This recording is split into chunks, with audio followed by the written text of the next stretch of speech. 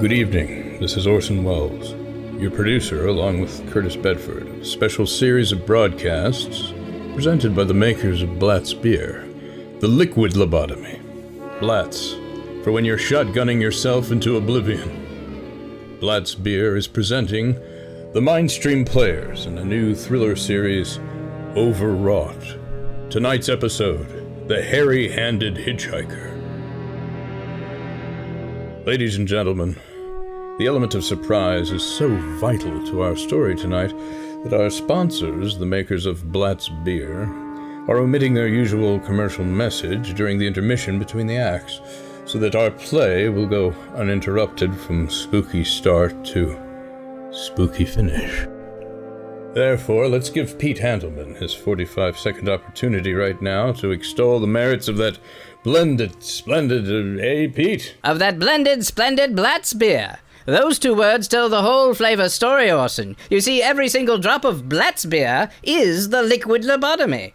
Blatt's Beer is the unfortunate result of blending. Yes, the full flavor blending of ingredients never meant to be combined, yet turned into 33 fine brews. That's right, never less than 33 fine brews in their individual taste tones. To give you that splendid flavor. Not too light, not too heavy or feculent, but fresh, sooty, sparkling, with a real beer taste somehow coming through, just the way we like it. Friends, these days when your dealer or pimp is occasionally unable to supply you with all the Blatt's Beer you'd like, please keep on asking, for every single bottle you do get will live up to the same elastic standards of quality and taste. Yes, every bottle will be, as always, blended splendid. Blatt's Beer, fulfilling a bewildering variety of empty promises. And now back to Mr. Wells.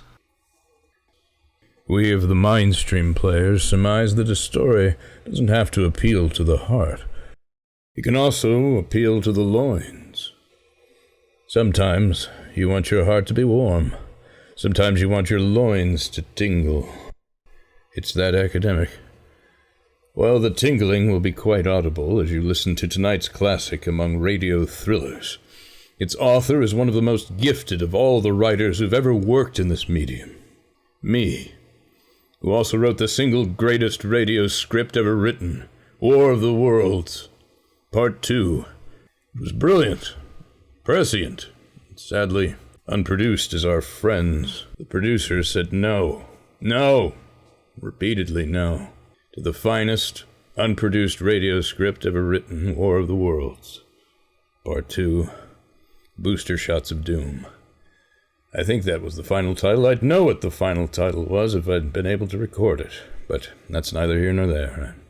At least I've been assured of total control of my latest motion picture, The Magnificent Ambersons.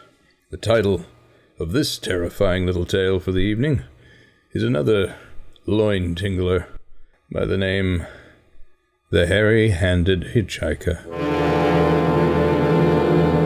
I'm in an auto camp on Route 90 just west of Climax, New Mexico. If I tell this, maybe it will help me. It will keep me from going crazy. But I must tell this swiftly. I'm not crazy now. I feel perfectly well. Except I'm running a slight temperature. My name is Pudsey Diddleberry. I'm 36 years of age, unmarried, tall, dark, with a black mustache. I drive a 1940 Ford V8, license number 4R692. I was born in Virginia. All this I know. I know at this moment I'm perfectly sane, that it's not me that's gone mad, but something else, something utterly beyond my control. But I must speak quickly. At any moment the link with my life may break. This may be the last thing I ever tell on Earth. The last night I ever see the stars. 3 days ago, I left Virginia to drive to California. Goodbye, Mother. Here, give me a hug for once, and then I'll go. No, that's okay. I'll just come out with you to the car and wave. It's raining. Here, stay at the door. Hey, what's this, tears? Oh, it's just the trip. Pudsey, I wish you weren't driving. Oh, Mother. And I wish you'd left a few years earlier. You're 36. There you go again. It's just so strange. And you finally got a driver's license. Now your first time alone behind the wheel and you're driving to California. People do it every day, Mother. I know, but not the first time they drive. Oh, you aren't careful, are you? Well, what do you mean? You aren't. You've broken just about everything I've ever owned in that house. Now you are driving out in the world. Promise me you'll be extra careful. Don't fall asleep, but drive fast to pick up strangers on the road. How oddly specific. Strangers. And don't worry, there isn't anything going to happen. It's just 3 days of perfectly straightforward driving on smooth, ample, civilized roads. A hot dog or a coffee shop every 2 miles. I was in excellent spirits despite my mother's incessant prodding. The drive ahead, even the loneliness, seemed like hijinks. But I had reckoned without him. Crossing Key Bridge, morning in the rain, I saw a man leaning against the railing. He seemed to be waiting for a lift. There were spots of fresh rain on the front of his trousers. At least I had assumed it was rain. Curious, he was carrying a cheap overnight bag in one hand. He was thin, nondescript, with a cap pulled down over his eyes. He stepped off the walk, and if I hadn't swerved, I'd have hit him. Almost did hit him. I backed up to see if he was all right. I almost hit him again. I pulled away, so I nearly ran him over. Now, I would have forgotten him completely, except that just an hour later, while crossing the Beltway heading west, I saw him again. At least he looked like the same person. He was standing now with one thumb, I'd hoped against hope that was only a thumb, pointing west. I couldn't figure out how he'd gotten there. I thought maybe one of the fast trucks had picked him up, eaten me to the Beltway, and let him off. I didn't stop for him. Then, late that night, I saw him again. It was on the new highway between Richmond and Big Boy Junction. It's 255 miles long with a very fast speed limit. I was just slowing down for one of the tunnels when I saw him standing under an arc light by the side of the road. I could see him quite distinctly. The bag, the cap, even the spots of fresh rain splattered over his trousers. He hailed me this time. Hello! Hello! I stepped on the gas like a demon possessed. It's a lonely country through the Blue Ridge Mountains. I had no intention of stopping. Besides, the coincidence, or whatever it was, gave me a strong feeling of nervous apprehension and discomfort. I stopped at the next gas station. Yes, sir. Fill her up, will you? Check your fluids? No, just the car. Thanks. Nice night, ain't it? Yes. It hasn't been raining here lately, has it? Not a drop of rain all week. Oh no? I suppose that hasn't done your business any harm. Nah, people drive through here in all kinds of weather. Mostly business, though. Ain't many pleasure cars out on the Beltway this season of the year. I guess not. How about hitchhikers? Hitchhikers? Here? Why? What's the matter? Don't you ever see any? A guy'd be a fool to hitchhike on this road. Look at it. It's empty. Just bodies of animals and the like. You mean you never see anybody? No. Maybe they get a lift before the Beltway starts. I mean, just before the Glands building. But then it's a mighty long ride. Most cars wouldn't pick up a guy for that long a ride. This is pretty lonesome country here. Mountains and woods. You ain't seen nobody like that, have ya? No. It's just a technical question, a mere trifling of the mind. Oh, I see. You see, on a long journey, I simply ask questions of no consequence. Reality, I saw no strange man on the road beckoning me. I ask as a lark, frivolous thought experiment. Yeah. I get it. Sure. Well, that'll be $1.49 with the tax. Sure, here you go. The entire thing gradually passed from my mind as a coincidence. I had a good night's sleep in Big Boy Junction. I didn't think about the man all the next day until just outside of Blue Ball, Ohio. Yes, that's a real place. It unnerved me as well. Filled with a kind of hysteria, I saw him again in Pumptown. It was a bright, sunny afternoon. The peaceful Ohio fields, brown with the autumn stubble, lay dreaming in the golden light. I was driving slowly, drinking it and a Blatz beer in, when the road suddenly ended in a detour. In front of the barrier he was standing. Let me explain about his appearance before I continue. I repeat, there was nothing sinister about him. He was as drab as beige. Nor was his attitude menacing. He merely stood there waiting, almost droopy a little.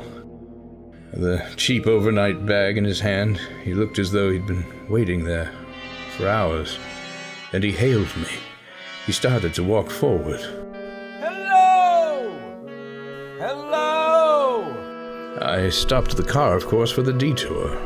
For a few minutes, I couldn't seem to find the new road. I realized he must be thinking that I'd stop for him. Hello!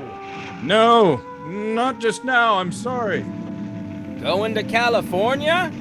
No, not today. I'm going to Balsall Rock, Devonshire.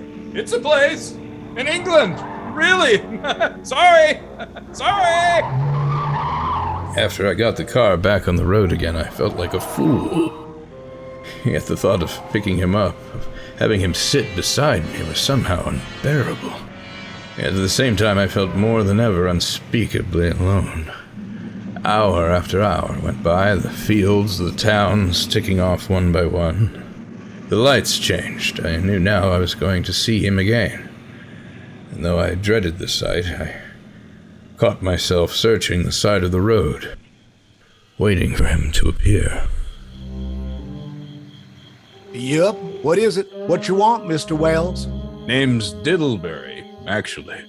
Sure, whatever, Mr. Diddleberry. Why are you winking? No reason. Mr. Diddleberry, was it? Yes.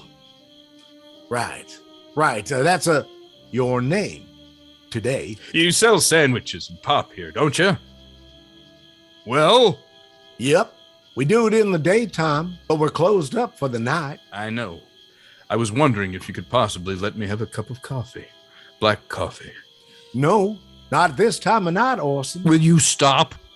My wife's the cook, and she's in bed, and I will be soon, if you catch my drift. Do you? Stop winking. Stop it! Now listen. Just a minute ago, there was a man standing here right beside this store, and a suspicious-looking man. Who is it, Maynard? It's nobody, Mother. Just a fella thinks he wants a cup of coffee. Go back to bed and get things ready. I don't mean to disturb you, but you see, I was driving along when I just happened to look, and there he was. There, who was? The man I've been telling you about. He haunts me as if he were a phantasm. He was there by the road. What was he doing? I'm trying to tell you. Listen. Is this the story now? Yes, this is the tale. I'm telling you that the man was there. Doing? Nothing. Not much of a story, is it? Waving your hands around and arching your eyebrows while you tell me isn't going to make it scarier. Never mind. Look, just give me the razzleberry fruit snack, or maybe some chicken tortilla soup, please. Chicken tortilla soup? What kind of made-up stuff is that? You've been hitting the bottle. That's what's the matter with you, chicken tortilla soup. Wow, that's a good one. This is a road to madness. Madness! Son, you ain't making a lick of sense. You don't have the faculty God gave the common weasel, all this talk of men and chicken and tortillas. Forget it. Never mind. Just... Diddleberry, that's your name. Orson, You got nothing better to do than wake decent folk out of their hard-earned sleep with your stories about Shut your chickens pie and hole, all right? Now, just stop it. Stop it! Take your hands off me. You're plumb crazy, Diddleberry. Now get going. Get on. It looked as though he was going to rob you. What? The man. The mysterious man. I ain't got nothing in this fruit stand to lose. Now on your way before I call out Sheriff Perez. I got into the car again and drove on slowly. I was beginning to hate the car and incidental service establishments. We could have found a place to at least rest. I was in the Ozark Mountains in Missouri now. I was probably lost, certainly not heading for California at the moment. I needed a map and a nap. A few resort places there were closed. I'd seen him at the roadside stand. I knew I'd see him again. Maybe at the next turn in the road. I knew that when I saw him next, I'd run him down. But I didn't see him again. Until late the next afternoon, I finally turned around and stopped the car at a sleepy little junction, just across the border from Oklahoma to let a train pass. And he appeared across the tracks. He was leaning against a telephone pole. It was a perfectly airless, dry day. The red clay of Oklahoma was baking under the southwestern sun, yet there were spots of fresh rain on the front of his trousers, near the zipper. I couldn't stand it. Without thinking, blindly, I started the car across the tracks. He didn't even look up at me. He was staring at the ground. I stepped on the gas hard, veering the wheel sharply towards him. I could hear the train in the distance now, but I didn't care. Then something went wrong with the car. It stalled right on the tracks. The train was coming closer. I could hear its bell tolling, its cry, its whistling, crying. Still he stood there. Now I knew he was beckoning me to my doom. Well, I have no idea how the train missed me. I was literally on the tracks. I figured I'd frustrated him too that time. The car must have started. It worked at last. I somehow managed to back up, but after the train had passed, he was gone. I was all alone in the foggy, damp night. After that, I knew I had to do something. I didn't know who this man was or what he wanted of me. I only knew that from now on, I mustn't let myself be alone on the road for 1 minute. There appeared a tall, hirsute woman hitchhiking by the side of the lonely road. Hello there. Hello. Like a ride? What do you think? How far are you going? Kansas City. I'll take you to Kansas City. Kansas City, Missouri? No. Kansas City in Kansas. I'll drive you there. Gee, there's a Kansas City in Kansas? Yes. Gateway to the Southwest, to the city of fountains, to the heart of America. Sounds nice. Looks good, too. Hop in. Oh, thanks for stopping. Miss, you should be careful being out this late at night. It's dangerous. Mind if I take off my shoes? My feet are killing me. No. Go right ahead. I saw inside the hitchhiker's bag as she put away her shoes. The bag was full of bloody tools and instruments, and her hairy hand fumbled with it and zipped the bag shut. Make yourself comfortable. Thanks. Oh. Oh, gee. Oh, what a break this is. Swell car and a decent guy driving all the way to Texas. All I've been getting so far is trucks. Hitchhike much? Sure. Only it's tough sometime in these great open spaces to get the brakes. Yeah. I'd think it would be. But I'll bet, though, if you got a good pickup and a fast car, you can get to places faster than, well, say another person in another car. I don't get you. Well, you take me, for instance. Suppose I'm driving across the country at a nice steady clip of about 45 miles an hour. Couldn't a girl like you, just standing beside the road waiting for lifts, beat me to town after town, provided she picked up every time in a car and would be doing about 65 or 70 miles an hour? I don't know. Maybe she could. Maybe she couldn't. What difference does it make? No, no difference. It's just a crazy idea I had sitting here in the car. Oh, imagine spending your time in a swell car, thinking of things like that. What would you do instead? Oh, what would I do? Hmm. I was a good-looking fella like yourself. I'd just enjoy myself every minute of the time.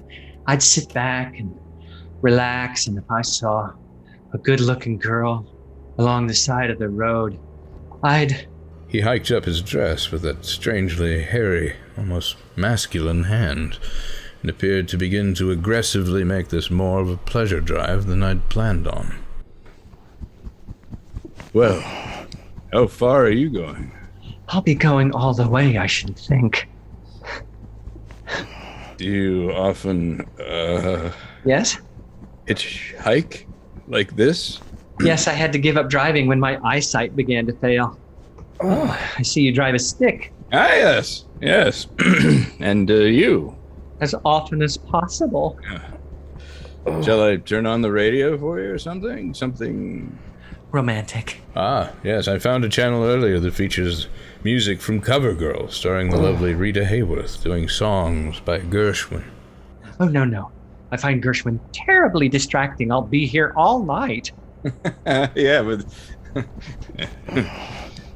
Listen, what's your name? Diddleberry. Diddleberry. Okay, perfect. Yeah, I'm really glad you picked me up. I have to ask at this point, a bit awkward, Oh, you can ask me anything. Don't beat around the bush. Oh, it's rather drafty night, isn't it? Yeah. Are you,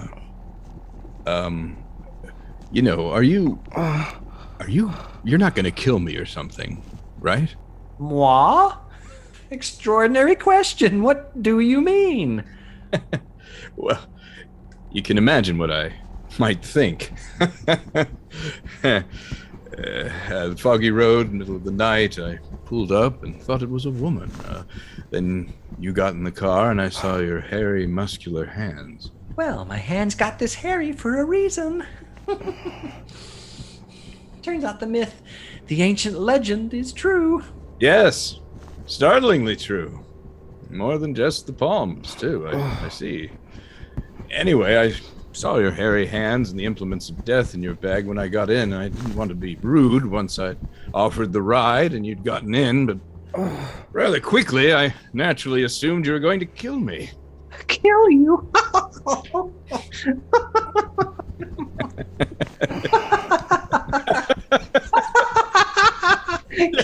You? No. That is a relief. No. I'm gonna spurt man jelly all over you. Did you see him too? Did you see that? You? That man that's standing beside the barbed wire fence. I didn't see anybody. Right there. Well, it's nothing, just a barbed wire fence. What do you think you were going to do, trying to run into that barbed wire fence? There's a man out there, I tell you. A thin, gray man with an overnight bag in his hand. I was trying to run him down. Run him down? You mean kill him? You were going to kill him too? Him too? So you were going to kill me? No, I really was going to spurt. I'm trying to get rid of him, or at least prove he's real. But you say you didn't see him back there? Are you sure? I didn't see anything strange, and as far as that's concerned. But look, you made me get so... Look, just watch for him, okay? Will you watch him next time and keep watching? Keep your eyes peeled on the road. Maybe any minute now. There! Right there! How's this door work? I'm getting out of here. You see him this time. Did you see him? No, I didn't see him that time, and personally, Mr. Wells, I don't expect to ever see him. All I want to do is go on doing what I was doing and living. I don't see how I'll live very long driving with you. Look, I'm sorry. I don't know what came over me. Me? Please don't. If you'll excuse me. Please. You can't go. Listen, how'd you like to go to California? I'll drive you all the way to California. Seeing your freakish projections along the way? No thanks. Listen, please, just 1 minute. You know what I think you need, big boy? Not a girlfriend, just a good dose of sleep. There, I got it now. No, you can't go. I want to show you the little man. It's right over there. You gotta see Leave your hands off me. Do you hear? Leave your hands off me. Come back here, please. Come back. I should point out, with all due respect to the trans community, that was no woman. Merely a hirsute psychopath in a dress. Who ran from me as if I was some kind of monster. A few minutes later, I saw a passing truck pick him up. I knew I was utterly alone. I was in the heart of the great Texas prairies. Wasn't a car on the road. After the truck went by, tried to figure out what to do, how to get a hold of myself. I couldn't find a place to rest, or even if I could sleep right here in the car, clean it up, obviously. A sponge, perhaps a squeegee was all I needed then. Just a few hours.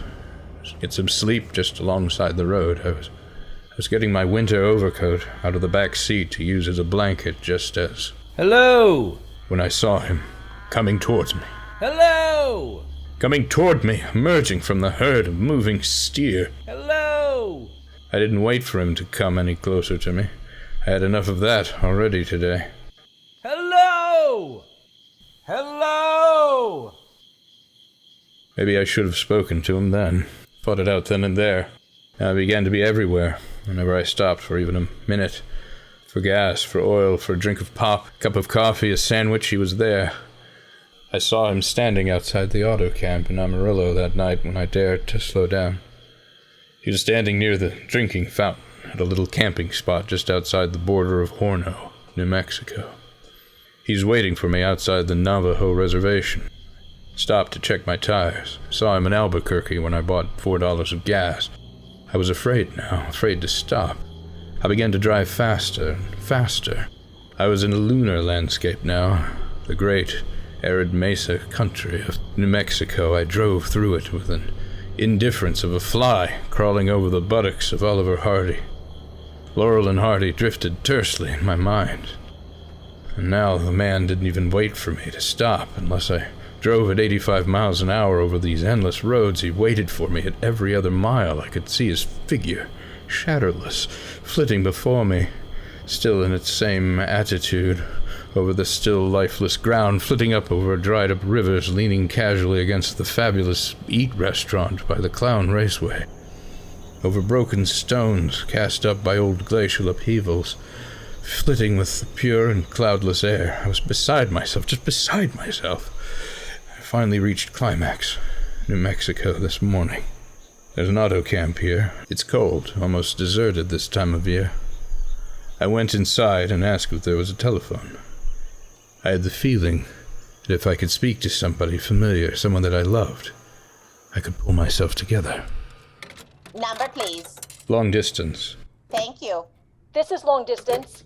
I'd like to put in a call to my home in Springfield, Virginia. I'm Pudsey Diddleberry. The number is Clearbook 6961. Thank you. Thank you. What is your number? My number, it's 616. Albuquerque. Virginia for Climax. Virginia. Climax, New Mexico, calling Clearbrook 6961. I read somewhere that love could banish demons. It was in the middle of the morning. I knew Mother would be home. I pictured her short white hair and her crisp house dress, going about her tasks. It'd be enough. Will you please deposit $3.85 for the first 3 minutes? When you have deposited $1.50, will you wait until I have collected the money? All right, deposit another $1.50. Will you please deposit the remaining 75 cents? Ready with Springfield. Go ahead, please. Hello? Hello, Mrs. Diddleberry residence? Hello, Mother? No, this is Mrs. Diddleberry's residence. Who is it you wish to speak to, please? Who's this? Well, this is Mrs. Whitney. Mrs. Whitney? Well, I don't know any Mrs. Whitney. Is this Clearbook 6961? Yes? Where's my mother? Where's Mrs. Diddleberry? Mrs. Diddleberry is not at home. She's still in the hospital. The hospital? Yes. Who is this calling, please? Is this a member of the family? What is it? What's she in the hospital for? Oh, she's been committed for 3 days. A nervous breakdown. Acute hygienic arrest. The doctors think she might be too old to breathe in the upright position. Who is this calling? Nervous breakdown. My mother doesn't have... It's all taken place since the death of her oldest son, Pudsey. The death of her oldest son, Pudsey? Hey, what's this? What number is this? This is Clearbrook 6961. It's all been very sudden. He was killed 3 days ago in an automobile accident on Key Bridge. And so I'm sitting here, in this deserted auto camp in Climax, New Mexico. Trying to think, I'm trying to get a hold of myself. Otherwise, I'd go crazy. Outside it is night, the vast, soulless night of New Mexico. 1,000,000 stars are in the sky, and ahead of me stretch 1,000 miles of empty mesa, mountains, prairies, and desert. Somewhere among them, he's waiting for me. Somewhere. And somewhere, I shall know who he is, and who I am. We'll be right back to tell you more about our next Mindstream Players episode of Overwrought.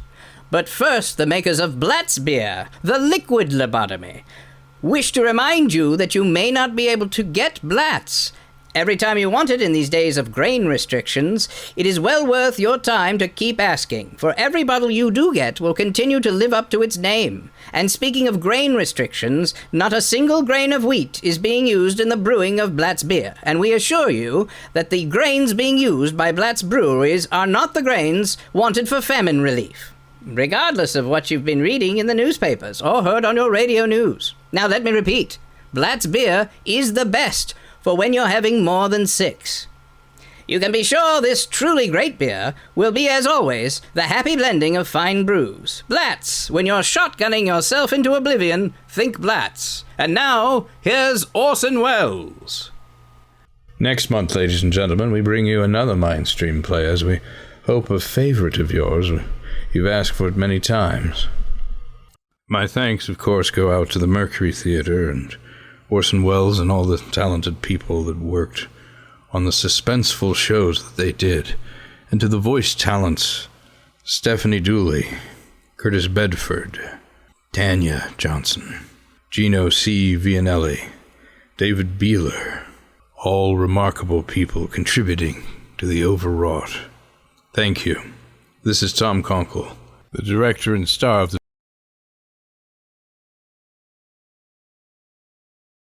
little venture.